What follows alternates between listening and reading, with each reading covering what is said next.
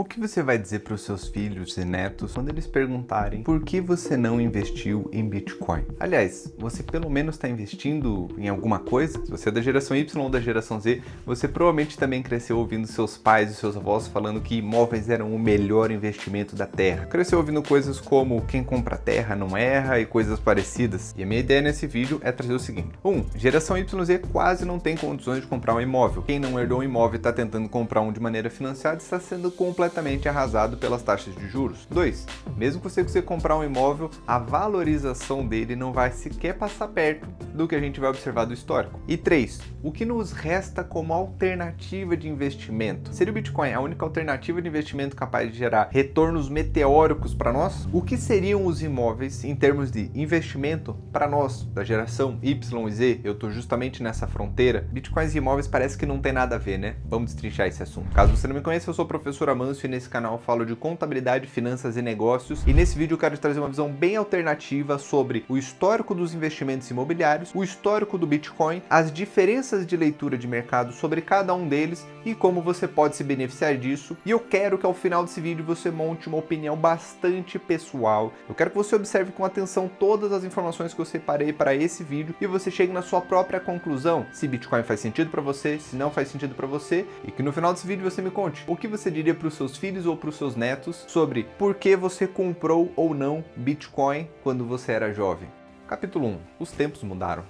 Praticamente todos nós já ouvimos algum tipo de história bizarra como eu troquei um jegue num terreno e vendi por 300 mil, ou eu ganhei numa aposta de sinuca, ou eu troquei por um jogo de rodas. Eu já ouvi várias histórias bizarras e vou até comentar uma coisa mais pessoal. O avô da minha namorada, ele trabalhou na construção civil a vida toda, criou 3 filhas e ele tem uma casa quitada num bom terreno aqui em Curitiba, além de uma casa na praia. Ele tem o próprio carro, ele deu um carro para a terceira filha, pagou faculdade para a terceira filha. Isso tudo sem sequer saber ler e escrever, sendo um completo analfabeto. Hoje em dia eu tenho sérias dificuldades de imaginar alguém analfabeto sequer subsistindo na economia moderna. Não só as oportunidades para pessoas analfabetas são extremamente restritas e braçais, como também vão pagar pouquíssimo. Provavelmente essa pessoa vai trabalhar na informalidade e além disso ela nem vai sonhar em ter uma casa própria. Quem dirá ter 2 casas próprias, mais carro próprio, mais dar carro para filhos, sustentar 3 filhas? Eu não consigo imaginar isso na realidade atual.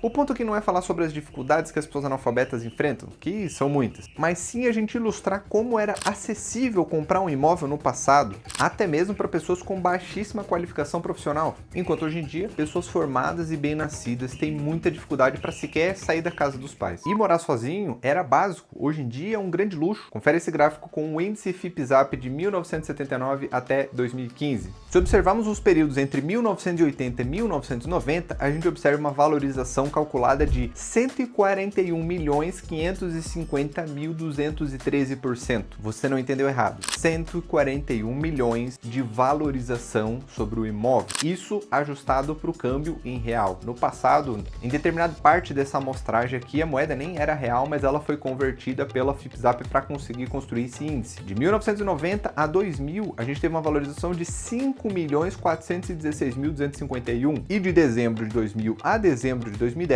a gente teve uma valorização de 215%. E se a gente expandir isso para um período mais recente ainda, de dezembro de 2010 a dezembro de 2020, a gente teve uma valorização de 82% com uma inflação de 74%. Ou seja, nesse período de 2010 a 2020, relativamente próximo da nossa realidade atual, você teria ganho IPCA mais 0,44% ao ano, o que é um retorno bem podre. Se você entrar no Tesouro hoje, você vai ver que tem títulos pagando IPCA mais 6, quase IPCA mais 7, o que mostra que imóveis já não são aquele ativo super atraente como foi no passado. E caso nesse momento você esteja tendo um ataque de pelanque pensando, meu Deus, mas isso é por causa da inflação, R$100 naquela época era muito dinheiro e teve muita inflação, imóveis continuam performando super bem, vamos analisar essa curva ajustada da inflação também da própria FIPZAP. Bem aqui. Essa é a relação do índice FIPZAP com a inflação. Podemos observar que em certos períodos os imóveis realmente se destacam em relação à inflação como ativos que trazem ganho real, mas em outros momentos ele perde para a inflação e fica fortes períodos sem correção. A gente pode observar que em certos períodos os imóveis se destacam muito positivamente, em outros muito negativamente em relação à inflação. E isso nem está relacionado somente a em períodos hiperinflacionários imóveis vão bem, em períodos de inflação baixa imóveis vão mal, até porque a gente tem movimentos antagônicos ao longo dessa curva. De De maneira geral, a gente pode sim dizer que imóveis são bons ativos para repassar a inflação e eles realmente se destacam positivamente nesse período, mas é muito difícil a gente cravar de que eles são definitivamente um grande investimento de ganho de valor, e muito menos a gente tem como esperar que eles vão continuar performando aqueles percentuais estratosféricos de retornos anuais daqui para frente. A gente pode ver os retornos caindo de 141 milhões para 5 milhões para somente 215% para depois 82%, isso todas em janelas de 10 anos. A inflação foi controlada, mas o que a gente consegue perceber é que o retorno dos imóveis são cada vez menores, enquanto as taxas de juros e a inflação não estão tão baixos assim, eles ou estão em patamares muito parecidos, e eu te garanto que você paga muito mais do que 80% de juros para um financiamento de 10 anos. Isso nos leva ao capítulo 2. Capítulo 2. Onde o Bitcoin entra nessa história? No gráfico aqui da tela, você pode observar o histórico do Bitcoin desde agosto de 2010. De agosto de 2010 a agosto de 2020, a gente observou uma valorização de 11.644.100%. Expandido para um período mais recente, olhando de agosto de 2020 a novembro de 2024, quando eu estou gravando esse vídeo, a gente tem uma valorização de 654%. Vale a pena mencionar que todos esses retornos são em dólar, o que deixa ele mais atraente ainda para a gente que vive no Brasil e o dólar praticamente sempre sobe todos os anos. Quando eu faço a pergunta, será que o Bitcoin é o imóvel para as gerações Y e Z no Brasil? Eu me refiro aos imóveis como ativos de investimento. É óbvio que você não vai morar dentro de um Bitcoin. Que outro ativo, na sua opinião, possui o potencial de retorno explosivo como o Bitcoin e as criptomoedas possuem e que a gente observa, né, em patamares similares no passado imobiliário do Brasil? Eu só enxergo essa possibilidade, infelizmente, com um risco muito maior no mercado de cripto. Nem quero chutar cachorro morto aqui, mas se a gente observar o índice Bovespa ao longo do tempo, tenta colocar aí no Google, você vai ver ele extremamente lateralizado. Se a gente olhar o índice Bovespa dolarizado, aí é para chorar. Quando a gente olha o histórico do Bitcoin e esses percentuais de retorno que eu comentei agora, eles já estão dolarizados. Mas indo adiante, caso você não tenha investido em Bitcoin até hoje e você nem pretende investir em Bitcoin, eu vou te ajudar a ter boas justificativas para dar aos seus filhos e netos quando eles perguntarem sobre por que você não investiu em Bitcoin. O passado é óbvio, o futuro é um mistério. Vamos fazer um contraste entre quão óbvio era a trend de valorização dos imóveis no Brasil que os nossos pais ou os nossos avós podem ter perdido lá no passado. Vamos aqui destrinchar os fatores que deveriam ter tornado, né, o potencial de valorização dos imóveis lá no passado, na geração dos nossos pais, dos nossos avós, considerando que você também seja alguém de geração Y ou alguém de geração Z. Trend essa que talvez os seus avós e os seus pais possam ter perdido, assim como os meus perderam. Infelizmente eu não tô cheio de imóveis para herdar, lascou para mim. Primeiro, antes de mais nada, imóveis são ativos básicos. Você não precisa muito pensar em investimentos ou previdência, nem nada do tipo, para que você tenha o interesse de ter um imóvel. Então, primeiramente, era muito convidativo, era muito simples, muito prático e muito fácil de você imaginar. Ai, que vontade de ter um imóvel, de ter uma casa própria. Simplesmente ter um cantinho para chamar de seu. Indo um pouco mais além, as pessoas estavam se concentrando nas metrópoles. Eu vou até resgatar aqui uma memória de colégio sobre o êxodo rural. Provavelmente você também tem que fazer algum tipo de trabalho de colégio sobre o êxodo rural. Isso já era um indício evidente de que a demanda por terrenos, imóveis e casas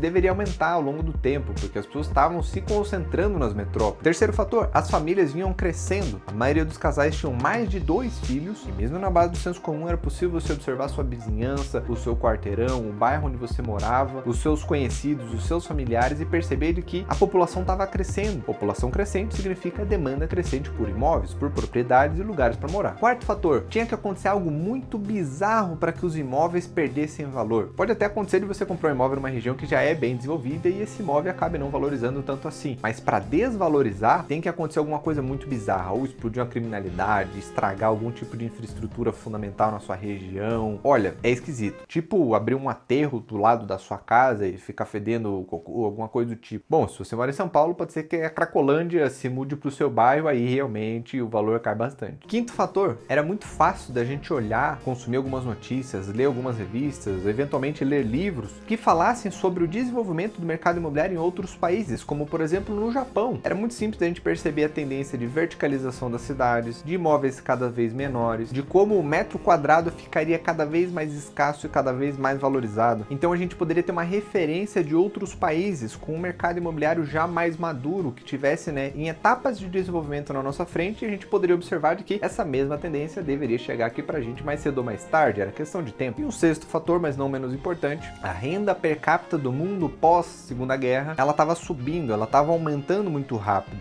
As economias estavam se globalizando, a industrialização estava chegando em todos os países, assim como chegou no Brasil. Grandes marcas se implementaram aqui entre 90 e 2000 e pouco. Sem contar que nessa época qualquer curso, qualquer qualificação básica já te tornava um baita profissional. Imagina que nessa época você poderia fazer um curso de digitação e você já teria uma carreira. Você poderia aprender a fazer solda e você já teria uma carreira. Hoje em dia, fazer solda é somente uma de muitas habilidades que o metalúrgico precisa. Hoje em dia, digitar é um pré-requisito básico para qualquer coisa que você vá fazer em um escritório. Então todos esses elementos eram coisas fáceis de serem percebidas no senso comum. Você não precisava ser um especialista em investimentos ou ter acesso a fontes ultra privilegiadas para que você pudesse observar uma certa tendência de aumento na demanda por imóveis e propriedades, enquanto você tinha uma oferta muito limitada, né? A capacidade de construir é limitada, o espaço disputado nas cidades ele é limitado, o espaço nos melhores bairros era limitado, então era muito tranquilo de você desenvolver a visão de que imóveis provavelmente seriam um ativo de investimento muito interessante naquela época. Eu não coloquei aqui como um top, mas vale a pena comentar a própria questão da inflação, né? Quem vivesse apenas um ano e observasse quanto custava o imóvel um ano, quanto custava esse imóvel no outro ano e quanto correu de inflação e todo mundo sentia isso no próprio bolso, era muito fácil você perceber que os imóveis eram um baita ativo para lidar com a inflação também. Então, nem listei, mas também faz parte. Diante de tudo isso, acho que a gente pode cravar. Quem não comprou imóvel nessa época ou era muito burro e sem visão, porque não observou nenhum desses fatores que a gente listou aqui, ou realmente eram pessoas muito pobres que realmente não tinham condição de pagar nem por um terreninho. Apesar de cravar uma farpa dessa, eu tenho plena consciência de que é muito fácil colocar o chapéu de especialista sobre o passado que já aconteceu.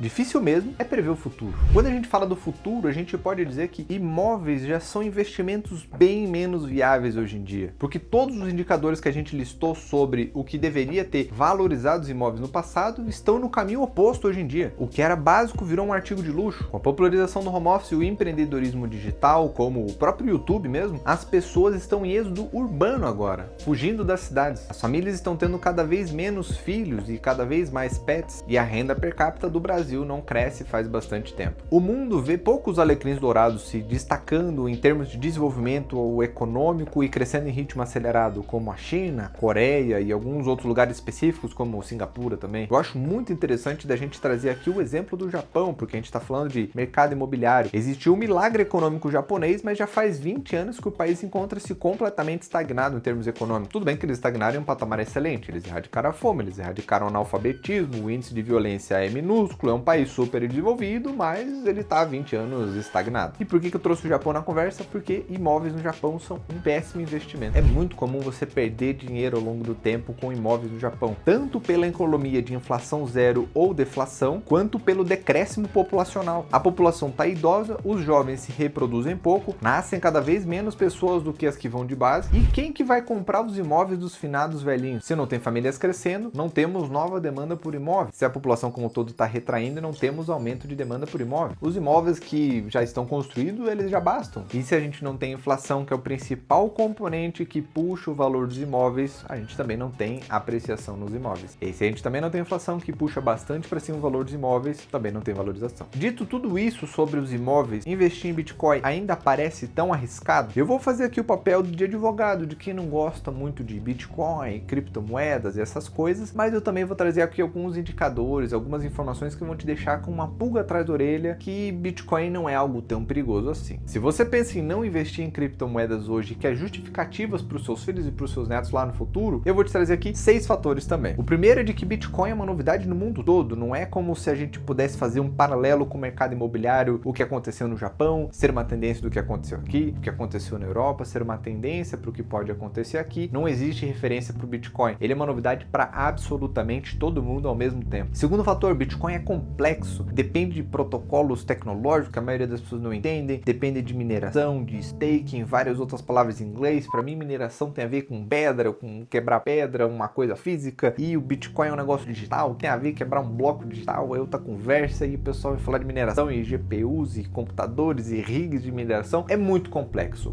A pessoa comum que não tem um pouco de apetite por tecnologia e por finanças também, acaba não entendendo absolutamente nada sobre Bitcoin. Terceiro fator, muitas pessoas já estão tomaram golpes? Famosos, jogadores de futebol, celebridades, algum vizinho, algum colega muito entusiasmado. É muito fácil achar alguém que já foi vítima de golpes envolvendo criptomoedas ou que simplesmente fez grandes besteiras e perdeu um monte de dinheiro comprando token meme, entrando naquelas loucurinhas de jogos que davam dinheiro e as pessoas investiam e aí perdiam dinheiro. É muito complicado e muitas pessoas já foram ludibriadas pelas promessas de altíssimos retornos muito rapidamente e acabaram perdendo tudo e queima todo o mercado. Quarto fator, o Bitcoin sempre foi pintado como uma moeda anti-governo pelas pessoas que gostam do Bitcoin e o governo sempre pintou o Bitcoin como uma moeda da clandestinagem, da marginalidade, a moeda da Deep Web, a moeda para você comprar coisas ilícitas na internet sem que você seja rastreado. E no meio desse chumbo trocado, qualquer investidor comum se sente bastante desestimulado de correr esse risco. Quinto fator, não tem absolutamente lastro nenhum. É algo 100% imaterial e sem um dono que você possa cobrar caso te passem para trás, caso algo dê errado. As moedas normais, como a gente fala de dólar americano, euro ou real aqui no Brasil, possuem um país por trás. Possuem um governo, possuem uma população, pagadores de impostos, tem um PIB que é divulgado todo ano, então você tem uma previsibilidade. Você tem um nível de confiança muito maior de moedas fiduciárias tradicionais. E para o Bitcoin não tem absolutamente nada. Ele depende única e exclusivamente da especulação pela oferta e demanda por parte dos usuários. Até mesmo quando a gente fala de ações de empresas, a gente tem a referência dos ativos da empresa, os funcionários da empresa, o que essa empresa está fabricando e vendendo todos os dias. E bem grosso modo a gente entende que se uma empresa está lucrando, caso ela continue lucrando, a tendência é que ela continue crescendo, porque se ela lucrar cada vez mais, ela vai ter cada vez mais dinheiro e provavelmente ela vai ter capacidade de reinvestir, fazer mais e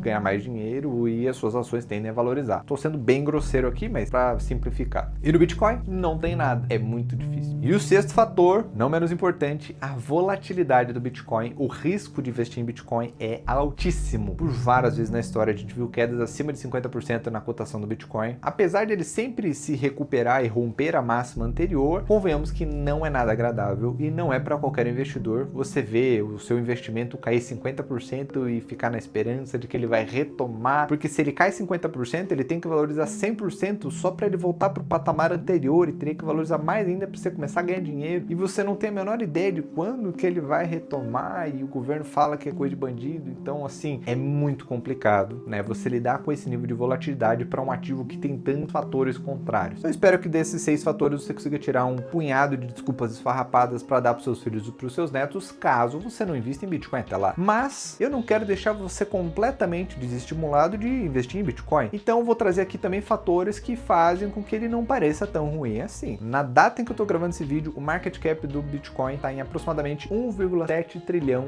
de dólares americanos. Isso representa hoje mais ou menos 9,5 trilhões de reais. E você sabe quanto que vale a bolsa brasileira como um todo? Se a gente somar todo o Ibovespa, toda a bolsa brasileira, qual que é o valor de mercado dela? Atualmente, 4,65 trilhões de reais. Ou seja, menos da metade do valor de mercado do Bitcoin, que é indexado em dólar. Se você acha razoável investir na bolsa brasileira em reais de uma economia de 4,65 trilhões de reais, você definitivamente não pode achar ridículo investir num Bitcoin com 9,5 trilhões de reais indexados ao dólar, que é uma moeda de maior qualidade e maior dominância global. Inclusive, vou colocar um gráfico aqui para você ter uma noção de como o dólar é muito mais representativo em termos de valor monetário do que o real. Como você pode observar nesse gráfico, apesar do dólar estar perdendo espaço na economia global como uma reserva monetária, o dólar ainda representa 59% das reservas dos países, enquanto o Brasil está lá no meio daquele outras e tem muita coisa no meio desse outras, tá? A última vez que eu vi um dado sobre isso era coisa na casa dos 3% do valor monetário global está em real, mas eu realmente não consegui encontrar novamente uma atualização desse dado, então fica aí uma estimativa para você. E de qualquer forma, vamos combinar que mesmo que fosse os 10% inteiros do real, o dólar é 59%, então é muito mais sólido do que qualquer coisa que esteja cotada em real. Diante desses dados, a realidade é que o próprio real brasileiro é uma shitcoin perto do Bitcoin. Isso aqui não é um tipo de anti-marketing para a economia brasileira e eu não estou falando para ninguém investir todo o seu dinheiro em Bitcoin, é óbvio que não. Até porque ela não é uma moeda transacional, ela é supostamente uma reserva de valor digital para você guardar o seu dinheiro. Assim como o ouro, por exemplo. exemplo, você não consegue sair e comprar pão com uma pepita de ouro. Você também não consegue sair e comprar pão com Bitcoin. Você também não consegue sair e comprar pão pagando com as suas ações da Petrobras, nem com as ações da sua empresa favorita. O que não significa que o Bitcoin é inútil ou que ele não tem valor algum. Não é porque ele não é uma moeda transacional ou um ativo transacional que ele automaticamente se torna inútil. Eu já vi algumas pessoas usando esse argumento e eu acho ele bastante superficial. Você tem bastante facilidade para digitalmente converter o seu Bitcoin em outras moedas de cunho transacional e comprar o que você quiser na internet ou fisicamente, transferindo esses recursos. Além disso, o Bitcoin ele só vai funcionar se você tiver internet e energia elétrica, né? O que os paulistanos que o digam hoje em dia parece um grande privilégio ter luz e internet todos os dias. Capítulo 4. Moral da história. Nesse vídeo eu queria trazer algumas reflexões de prós e contras sobre Bitcoin e criptomoedas em geral. Porque, como tudo nessa vida, nada é perfeito. Ao mesmo tempo que eu acredito que seja um dos únicos ativos com potencial de retorno meteórico, como vimos acontecer com os imóveis na época dos nossos avós e dos nossos pais aqui no Brasil, eu vejo riscos que definitivamente não existem quando a gente compara com imóveis. Imóveis são definitivamente investimentos muito mais seguros que, infelizmente, eles não vão render nem 1% do que a gente viu render na geração dos nossos avós, literalmente.